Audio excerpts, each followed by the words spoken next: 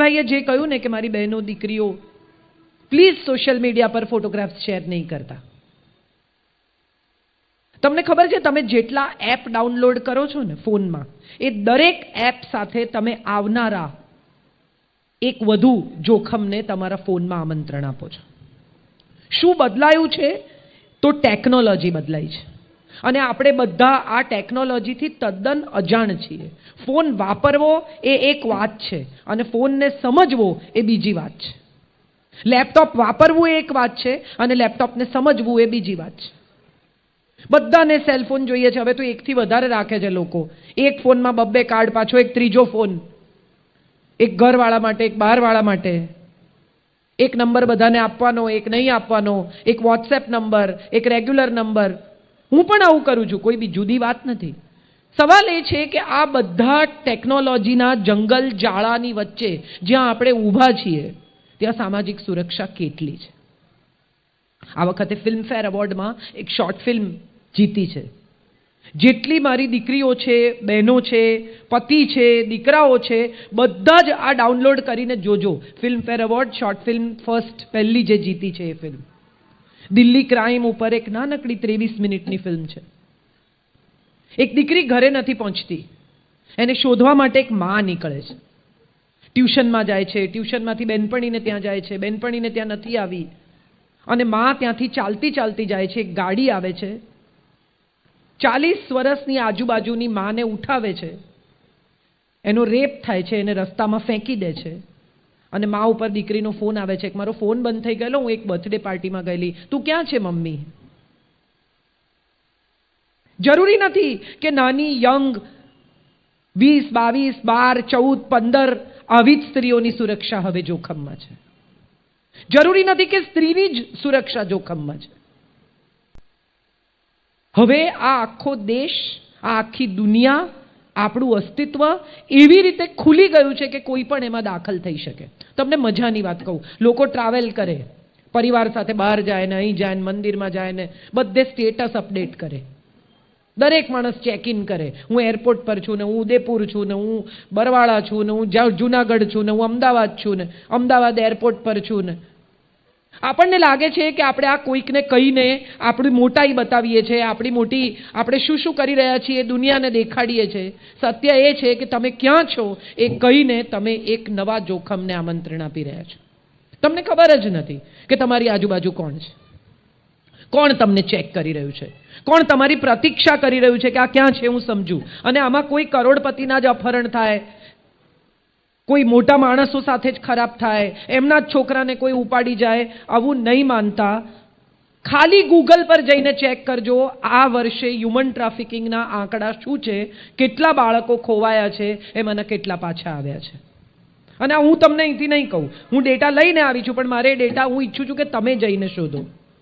વિચારો તમે કે એક દેશમાં 3,36,000 બાળકો ગુમ થયા છે, એક દેશમાં, અને એમાંથી 1 લાખથી ઓછા પાછા ફર્યા છે. ધેટ મીન્સ 2,36,000 બાળકો મિસિંગ છે. ક્યાં છે, કોણ લઈ ગયું, મરી ગયા, જીવે છે, એમનું શું થયું, એમને વિદેશ એક્સપોર્ટ કરી દેવામાં આવ્યા, કંઈ આપણને ખબર નથી. સંજયભાઈએ કહ્યું મા બાપથી ઉત્તમ કોઈ મિત્રો નથી. હા, આ વાત સાચી છે. તમારી મમ્મી તમે બહાર નીકળતા હોને પૂછે ને ક્યાં જાય છે, શું કામ પૂછપૂછ કરે, તારે શું કામ છે? આખો વખત મારે તને બધું કહીને જવાનું. હા, કહીને જવાનું, કારણ કે તમે ક્યાં જાઓ છો એ તમારા મા બાપને ખબર નહીં હોય તો એ તમને ક્યાં શોધશે. તમારી સાથે કંઈ પણ ઊંચું નીચું થયું, કંઈ પણ આડું અવળું થયું તો તમારા મા બાપ તમારી તપાસ કરી શકે. એ માટે સ્ટેટસ ચેક ઇન કરો કે નહીં, તમારા મા બાપને અપડેટ કરતા રહો. હું નીકળી, હું પહોંચી, હું આવી, હું નીકળ્યો, હું આવ્યો, હું ટ્યુશનમાં છું. મોટા ભાગના બાળકો ખૂબ જુઠ્ઠું બોલે છે. ટ્યુશનમાં જવાનું કહીને ટ્યુશનમાં જાય નહીં, મિત્રો સાથે રખડ્યા કરે. મજા છે, મેં પણ કર્યું છે, આ ઉંમર હોય જ અને એ ઉંમરે મજા કરવી જ જોઈએ, એની પણ હું ના નથી જ પાડતી. પણ મારી વાત થોડી ગંભીર છે અને મારે આ તમારા સુધી પહોંચાડવી છે. આપણને ખબર જ નથી કે આપણે ખોટું બોલીને ઘરેથી નીકળ્યા છીએ, પણ આપણને ખ્યાલ જ નથી કે આપણને કોણ ફોલો કરી રહ્યું છે. આપણે મા બાપને તો એમ કહ્યું છે કે હું ટ્યુશનમાં જાઉં છું.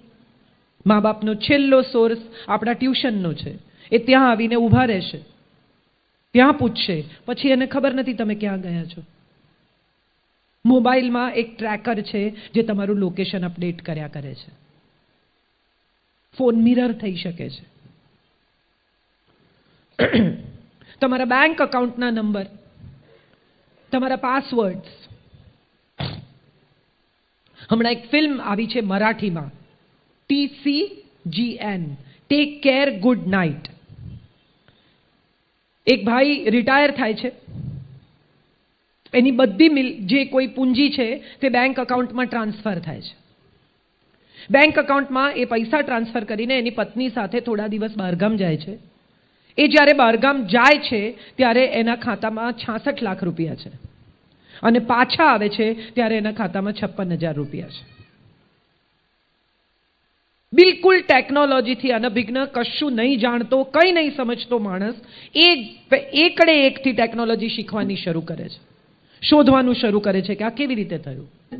અને એને ખબર પડે છે કે એની દીકરી ચેટરૂમમાં કોઈકની સાથે વાત કરે છે, રોજ જુદા જુદા લોકો સાથે. કારણ કે ચેટરૂમમાં કોણ છે એની તમને ખબર નથી. છોકરી બનીને છોકરો વાત કરે, છોકરો બનીને છોકરી વાત કરે, તમને ખબર પણ નથી કે ચેટરૂમમાં કોણ છે.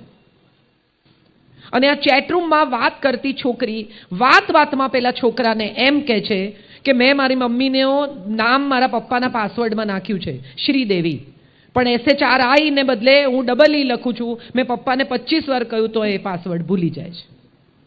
આ માહિતી છે, આ ઇન્ફોર્મેશન એણે ડિલિવર કરી છે અને આ ઇન્ફોર્મેશનની મદદથી એના પપ્પાના ખાતામાંથી 60 લાખ રૂપિયા ટ્રાન્સફર થઈ જાય છે. આપણને ખબર પણ નથી કે આપણે કોને ઇન્ફોર્મેશન આપી રહ્યા છીએ, અજાણતા જ. ફોટા, બહુ જ સરસ વાત કરી સંજયભાઈ. મારી વાત ત્યાંથી જ શરૂ થાય છે.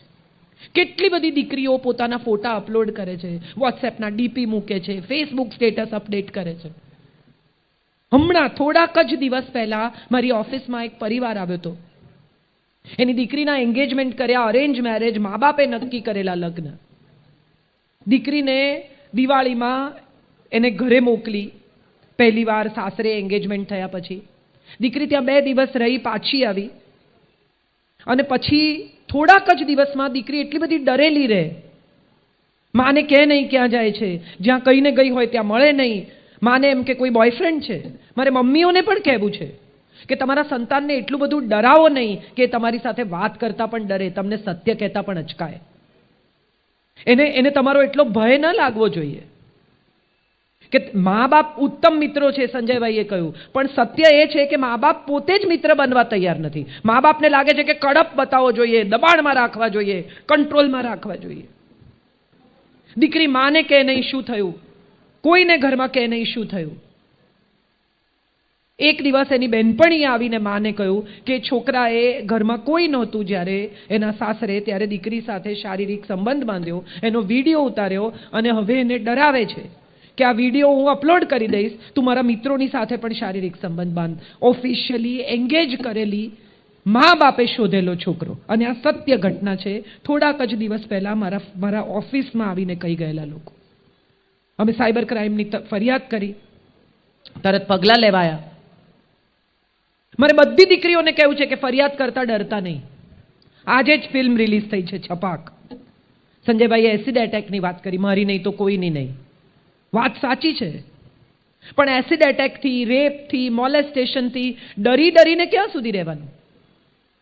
પૂરા કપડાં પહેરો કારણ કે બહારના લોકોની દ્રષ્ટિ ખરાબ છે, ઢાંકીને ફરો કારણ કે બહારના લોકોની દ્રષ્ટિ ખરાબ છે. અહીં બેઠેલા બધા જ લોકોને મારે પૂછવું છે કે સ્વિમિંગ પુલમાં છોકરાઓ નાતા હોય છે, હા કે ના?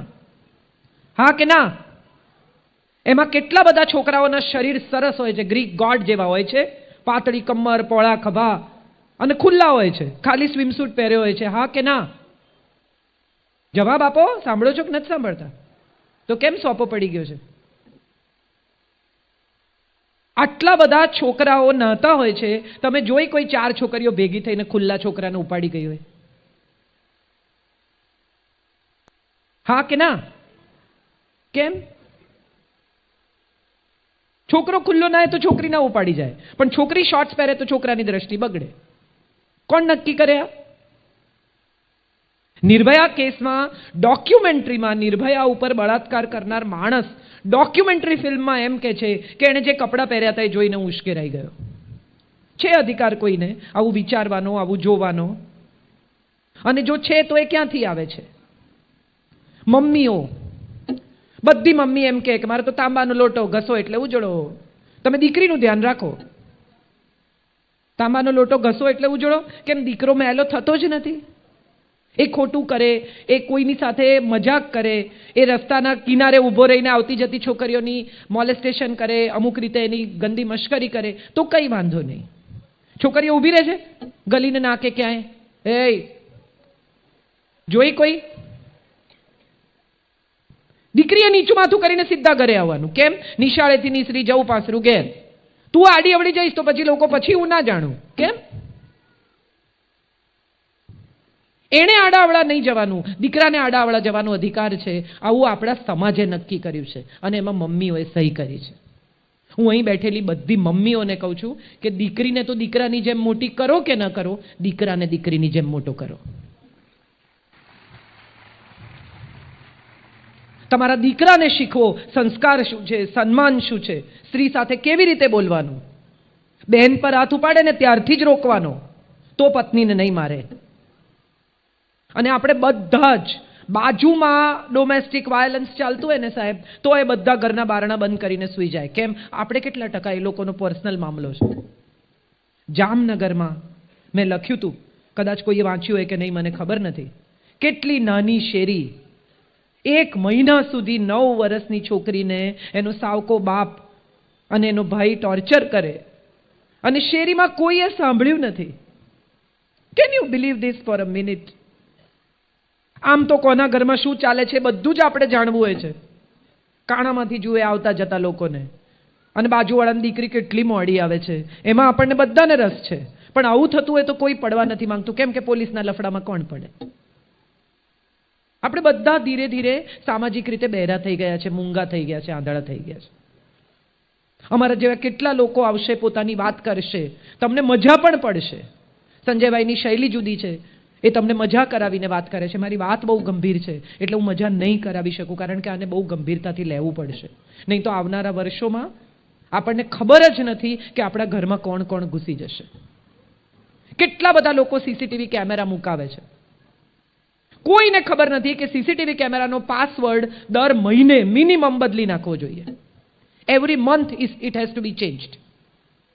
કોઈને ખબર નથી. અને ઉલટાના આપણે તો એટલા બધા હોશિયાર છીએ કે જેણે સીસીટીવી કેમેરા ફિટ કરે છે એને જ કહીએ કે નાખી દે ને તું તારે પાસવર્ડ જે તાર નાખવો હોય. એને પૂછવું પડે તમારે ફોન કરીને કે મારો પાસવર્ડ શું છે ભાઈ. સીસીટીવી કેમેરા તમારી સુરક્ષા માટે છે. જેણે નાખ્યા છે એના પર વિશ્વાસ કરો, પણ એટલો પણ નહીં કે એ તમારા વિશ્વાસનો દુરુપયોગ કરે. વિચારી જુઓ. એટલે મેં કહું હું પૈસા નહીં ભરાવું તો કે બેન મરી જશો, આમ થશે, ફલાણું થશે. જે થાય તે, મને કંઈ પ્રોબ્લેમ નથી. મેં કંઈ ખોટું કર્યું જ નથી. સંજયભાઈએ કહ્યું એવી વાત છે, મેં ખોટું કર્યું જ નથી, મને શું કામ બીક લાગે? કરો તમારે જે તપાસ કરવી હોય. હું નિયમિત ટેક્સ ભરું છું, હું નિયમિત એડવાન્સ ટેક્સ ભરું છું. હું એક પણ પૈસો ગુપચાવતી નથી. મારા બધા જ ખાતા ક્લિયર છે. હું કશું ખોટું કરતી જ નથી. મને શા માટે બીક લાગવી જોઈએ? પણ જે લોકો ડરે છે એ દોડીને પૈસા ભરે છે, અને જે પૈસા ભરે છે એ આવા લોકોને એન્કરેજ કરે છે. મારા જેવા એક જણ ના પાડે, એને 10 ને સવારથી ફોન કરે, એમાંના 8 જઈને ભરી આવશે. 55 ગુણ્યા 8. એક ફોન કરવાથી જો 55,000 રૂપિયા મળતા હોય તો મારે એ કરવા છે. અહીંયા આવીને બોલું શું કામ? ઘેર બેસીને 8 ફોન ના કરું?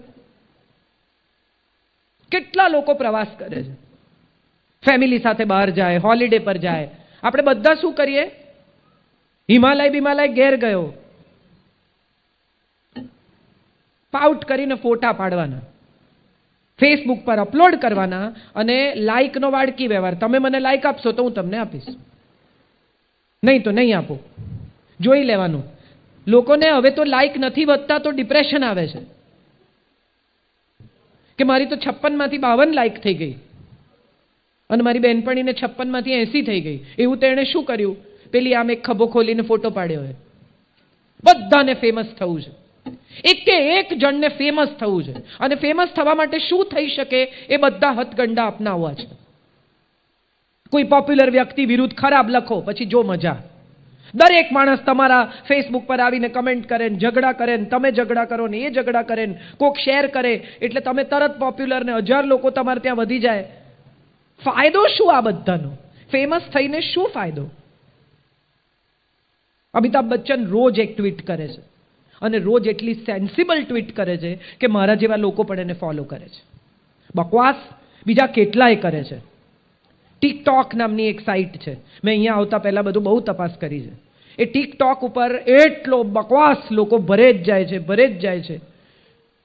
ફિલ્મના સીન ને ફલાણું ને મારા અવાજમાં કેટલાય લોકો કરે છે ને સંજયભાઈના ને જય વસાવડાના ને બધાયના અવાજમાં હું બોલતી હોઉં એવી રીતે બોલે ને. ફાયદો શું? શું ફાયદો એ મારે સમજવું છે. પોપ્યુલર થઈને શું મળશે? ખોટી પબ્લિસિટી. આ દેશમાં એક પણ માણસ એવો